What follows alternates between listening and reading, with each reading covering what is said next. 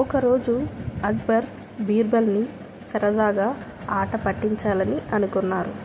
బీర్బల్, నాకొక సందేహం ఉంది, తీరుస్తావా? చెప్పండి మహారాజా. అలనాడు విష్ణుమూర్తి ఒక ఏనుగు ఆర్తనాదాలు విని వెంటనే దాన్ని రక్షించడానికి పరిగెట్టాడని నేను వేద పురాణాలలో విన్నాను. ఎందుకలా? అక్కడ సేవకులెవరూ లేరా అని అక్బర్ బీర్బల్ని అడిగారు. బీర్బల్ ఇలా జవాబు చెప్పాడు. సమ్రాట్, మీ సందేహం నేను సమయం వచ్చినప్పుడు తీరుస్తాను. కొన్ని రోజులు గడిచాయి. బీర్బల్ ఒక పని మనిషిని పిలిచి ఆమె చేతికి ఒక మైనపు బొమ్మను ఇచ్చాడు. బొమ్మ అచ్చు ఒక శిశువు రూపంలో ఉంది.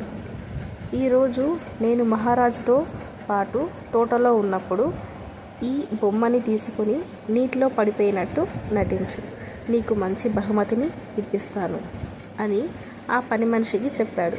అలాగే పని మనిషి సాయంత్రం అక్బర్ బీర్బల్ తోటలో విహరిస్తుంటే తోట నడి మధ్య ఉన్న మడుగులో కాలు జారి పడిపోయినట్టు నటించింది. తనతో పాటు ఆ శిశువు బొమ్మ కూడా నీళ్ళలో పడిపోయింది. అక్బర్ ఈ దృశ్యం చూడగానే వెంటనే నిండు బట్టలతోనే నీళ్ళలోకి దూకి ఆ శిశువుని బొమ్మని కాపాడి బయటికి తీసుకొచ్చాడు.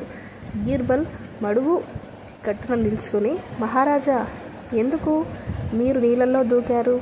సేవకులని పురమాయిస్తే సరిపోయేది కదా అన్నాడు.